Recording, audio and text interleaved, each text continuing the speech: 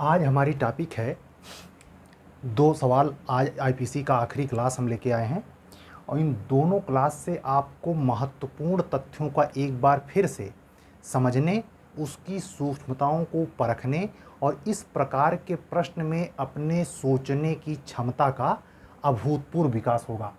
आप पूरा बोर्ड देख पा रहे हैं, मेरी आवाज़ आपको क्लियर मिल रही है। मैंने थोड़ा अब की बार कैमरा दूसरे ढंग से लगाया है। कल बताइएगा किस तरीके का बोर्ड का सीन आया और कितना बेटर है ये पहले से। ठीक है, तो आज शुरू करते हैं आज की प्रॉब्लम। देखिए समस्या नंबर 1, ये प्रॉब्लम जो आई है ये है यूपी सीजे 1992 और यही सेम क्वेश्चन 97 में पूछा गया। ठीक है, तो आप ध्यान दीजिए, का तथा खा हत्या के आशय से। मैंने कहा था कि मेन चीज़ों को अंडरलाइन तुरंत करना है। आशय से किसके? हत्या के। ठीक, एक के बाद एक परंतु स्वतंत्र रूप से गा को। किसको? गा को। एक शब्द और, स्वतंत्र रूप से।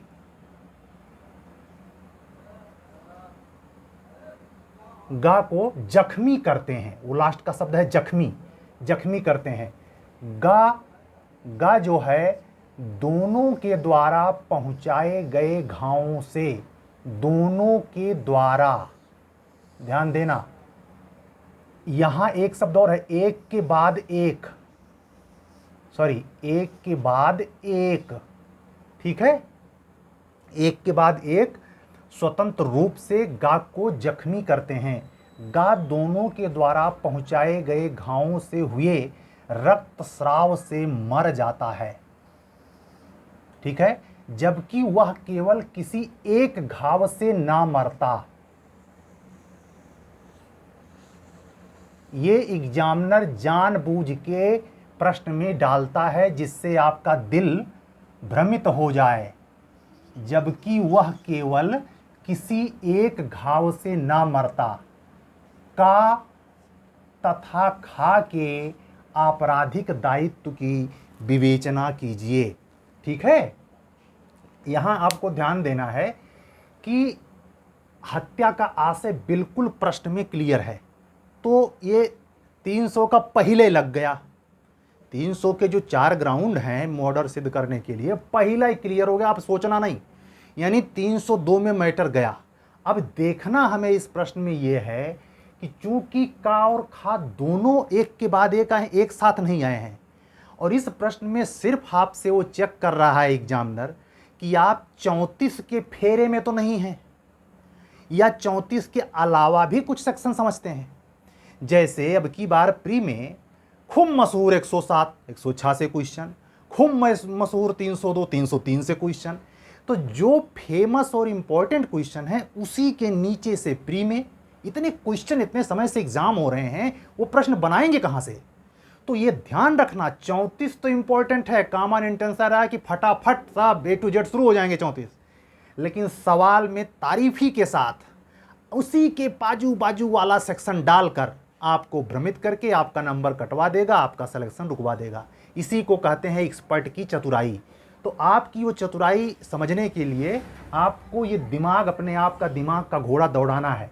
ध्यान दीजिए, का तथा खा के आपराधिक दायित्व की विवेचना आपको करनी है कि दोनों की क्या जिम्मेवारी है। चूंकि क्यों यह सवाल बन पड़ा, ध्यान दीजिए, शुरू में कह रहा है एक के बाद एक, लेकिन अलग रूप से, समान रूप से उसको जख्मी कर रहे हैं। तो एक सेक्शन आईपीसी में 34 के बाद 35, 36, 37 है। 37 क्या कहती है? जब कोई अपराध कई कार्यों द्वारा किया जाता है। अब इसमें देखिए, एक आया मार के गया, फिर आया मार के गया, तो अलग अलग अपराध का कृत्य तो अलग है, लेकिन उसका जो हर्ट करने का तरीका है वो सिंगल वे में है, एक ही व्यक्ति के प्रति है। तो आप ध्यान दीजिए क्या कह रहा है, कई कार्यों द्वारा किया जाता है। तब जो कोई या तो अकेले, या किसी अन्य व्यक्ति के साथ, ध्यान दीजिए, अन्य व्यक्ति के साथ सम्मिलित होकर उन कार्यों में से कोई एक कार्य करके, उस अपराध के किए जाने में सआशय सहयोग करता है। यानी आशय तो क्लियर है, कार्य उनके थोड़े से अलग अलग टाइम पे हुए हैं, लेकिन उसमें से एक कार्य तो कम से कम उनके रहे हैं। याद कीजिए, एक केस याद दिलाऊंगा, पोस्टमास्टर वाला मामला, वो खाली खड़ा रहता है लेकिन समान रूप से वो दोषी होता है, तो वहां तो मैटर 34 का डील होता है। लेकिन इस सवाल में 4 दृष्टांत हैं, और जब मैं ये सेक्शन पढ़ा दे रहा हूं तो आज ही सेक्शन 37 के चारों दृष्टांत रट लेना। उस चारों दृष्टांत में से प्री में तो सवाल खूबे बनते हैं, लेकिन मेंस में अब की बार आने की प्रबल संभावना है। तो 37 के चारों दृष्टांत होने चाहिए। हालांकि हूबहू ये दृष्टांत नहीं है, ये आया हुआ जूनियर डिवीजन यूपी का 92-97 का सवाल है। लेकिन आप इसमें क्या देख रहे हैं कि एक के बाद एक कृत्य करने के बावजूद वो स्वतंत्र रूप से फिर भी वो समान रूप से एक प्रकार से 37/302 में दोनों सब हत्या के दोषी होंगे। ये कहां कहा गया है? अगर आप केवल 302 लिखे कि दोनों 302 में दोषी हैं तो आपको उतना नंबर नहीं मिलेगा। अगर 10 नंबर की प्रॉब्लम है तो आपसे निश्चित 2 या 3 नंबर काट लेगा। लेकिन अगर आपने मेंशन किया 37 सेक्शन आईपीसी का ये क्लियर करती है कि 2 भिन्न भिन्न समयों पर किए गए अपराध कई कार्य से तो हों, लेकिन उसमें से कोई या तो अकेले या किसी अन्य व्यक्ति के साथ, इसमें अन्य व्यक्ति के साथ ध्यान दीजिए, मिलकर सम्मिलित होकर उन कार्यों में से कोई एक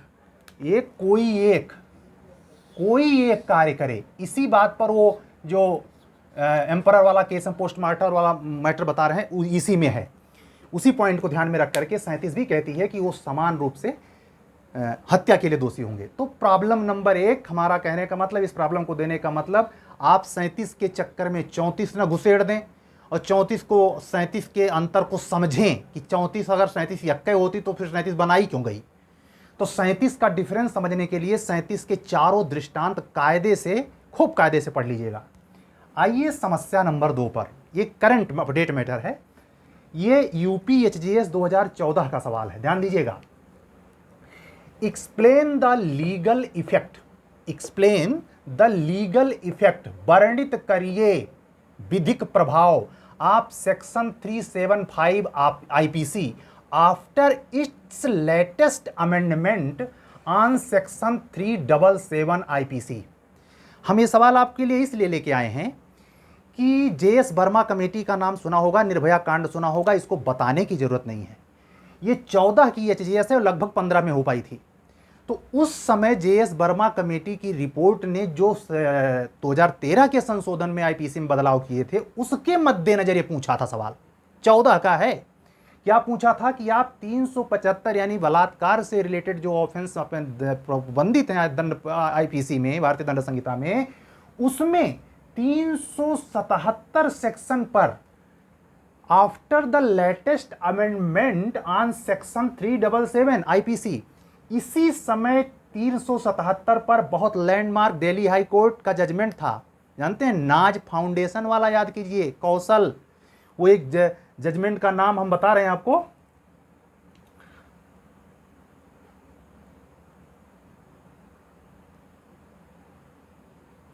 सुरेश कुमार कौशल, थोड़ा सा नाम हिट नहीं कर रहा था, सुरेश कुमार कौशल वर्सेज नाज फाउंडेशन। ये 2014 का ही दिल्ली हाई कोर्ट का जजमेंट था, जिसमें क्या कहा था कि बिल्कुल ये जो एलजीबीटी के लोग होते हैं उनके यौनिक स्वायत्तता को धारा 377 आईपीसी छीनती है, और वो आर्टिकल 21 के आवेश में या कॉन्स्टिट्यूशन के आर्टिकल 14 के आवेश में पूरा गला रेत देती है। 377 हटाया जाना चाहिए, असंवैधानिक है।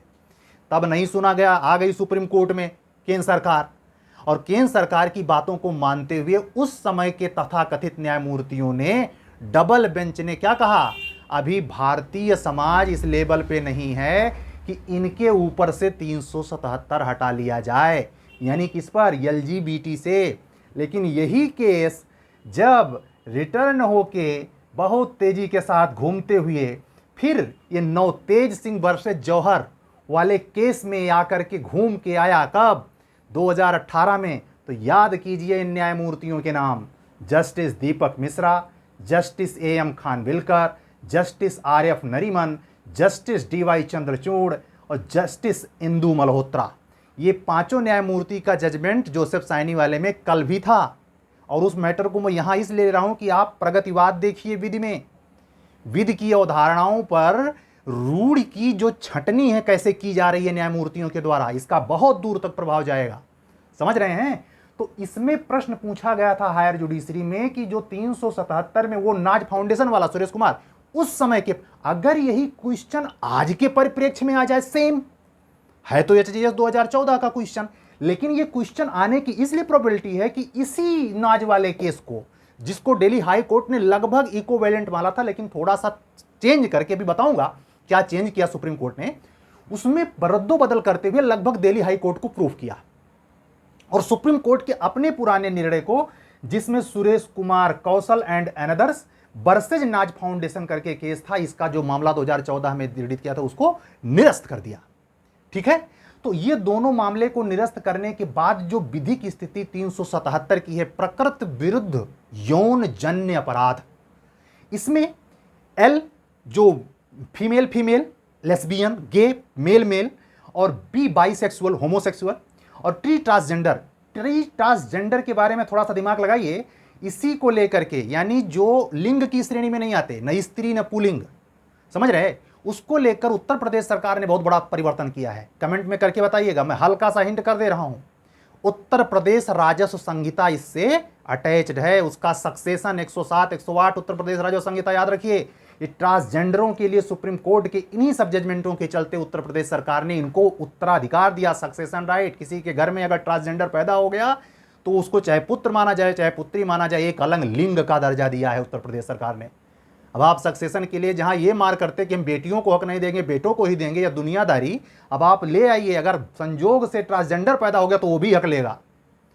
ये सब अद्यतन विधियां हैं, इस पर आपका निगाह होना चाहिए। और आईपीसी में अगर सवाल आते हैं तो आपका खूबी ये भी होनी चाहिए, प्रश्न को 2 ही मिनट में यू टर्न घुमा दीजिए अपडेट स्थिति में, और इंटरव्यू में भी यही करिए, मोड़ दीजिए ऐसे घुमा करके उस लाइन पर कि जहां पांचों या तीनों न्यायमूर्ति बैठ के जो आपका इंटरव्यू ले रहे हैं घूम के आ जाएं अद्यतन स्थिति पर, आपको सुविधा होगी। लेकिन ये कब होगा? जब आप खुद से प्रिपेयर्ड होंगे, अन्यथा इससे बिल्कुल भागेंगे, बिल्कुल कटेंगे। और अगर कहीं रूढ़िवादी मानसिकता है तो सुभान अल्लाह, फिर हो सकता है आप न्यायमूर्ति महोदय से लड़ भी पड़े। आपको यह समझना पड़ेगा सोसाइटी में इनकी लेस्बियन, इनकी यूनिक स्वतंत्रता को क्यों सुप्रीम कोर्ट ने एक्सेप्ट किया, क्यों इतना जरूरी था। जानते हैं, आर्टिकल 21 में डी.वाई. चंद्रचूड़ सर जो नवंबर महीने से सीजेआई बनने जा रहे हैं, उनके पिताजी ने निजता का अधिकार नहीं एक्सेप्ट किया था। पुत्तस्वामी वाला केस याद करिए, उसको भी पढ़ के जाना, और वो अगर जरूरत पड़े तो आईपीसी सीआरपीसी कहीं भी घुसेड़ देना, बहुत फायदे में रहेंगे आप। और मैं आपको बता रहा हूं, उसमें इनके पिताजी ने निजता के अधिकार को एक्सेप्ट नहीं किया मौलिक अधिकार के रूप में, लेकिन इन्होंने किया। आज का समय बदला है, प्रगतिवाद जारी है। विकास के आंधी में जो नई पीढ़ी आ रही है, उसके सोच में ग्लोबलाइजेशन का असर पड़ा है, तो उसको ध्यान में रखकर वो हमारे सुप्रीम कोर्ट के माननीय न्यायमूर्तिगण विश्व परिप्रेक्ष्य की ला पढ़ते हैं, केवल हिंदुस्तान की ही नहीं।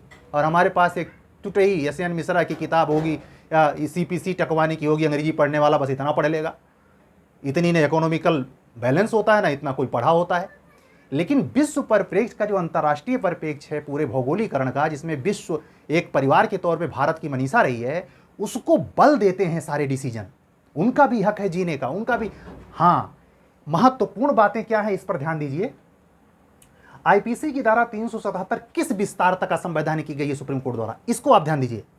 इसमें कहा गया है कि आईपीसी 377 एलजीबीटी समुदाय के व्यक्ति की प्राप्ति, जो प्राप्त आर्टिकल 14 के अधिकार हैं, निश्चित तौर पर समानता का अधिकार उनको भी है। आर्टिकल 19(1) ये कहीं भी घूमने टहलने का अधिकार भी है, कि मूल अधिकारों का उल्लंघन करता है। इसको एक्सेप्ट किया सुप्रीम कोर्ट ने, बिल्कुल करता है। और आईपीसी की धारा 377 को उस विस्तार तक असंवैधानिक घोषित किया जब तक 2 वयस्क, एक एक शब्द इंपॉर्टेंट है, इसको अंडरलाइन करना, 2 वयस्क के, एक और शब्द, बीच सहमतिजन्य यौन कृत्य को दंडनीय बनाता है। तो इसी के उल्टा सोच लीजिए, अगर अवयस्क होंगे और दोनों सहमत नहीं होंगे, ये वर्ड बहुत ही ज्यादा, पिंक मूवी, सहमति है तो हाँ ना तो ना, अगर वयस्क है तो सहमति जन्य दो वयस्क ही हों, लेकिन अगर असहमत हों तो 377 फिर मुद्रा राक्षस की तरह खड़ी। और कहां कहां वयस्कों के विरुद्ध गैर सहमति जन्य यौन कृत्य में ये फिर जाग जाएगी, अवयस्कों के विरुद्ध लैंगिक कृत्य में ये जाग जाएगी। बच्चों के साथ ऐसा कर्म नहीं कर सकते, और पशुओं के साथ।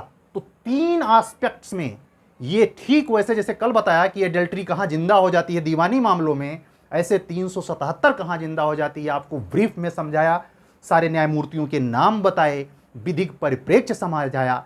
इसी के तरीके से अन्य प्रकरणों पे आप अपडेट रहा कीजिए, कौन से निर्णय माननीय उच्चतम न्यायालय दे रहा है, कौन सा निर्णय अपना इलाहाबाद उच्च न्यायालय दे रहा है। इन सारे निर्णयों को अपने जजमेंट में, अपने उत्तर में मेंशन करने की क्षमता विकसित कीजिए। वो ऐसे ना होगा खाली प्रवचन सुनने से, वो होगा प्रश्नों और समस्याओं का एक बेहतरीन नोट्स बनाकर रगड़ रगड़ कर लिखने से।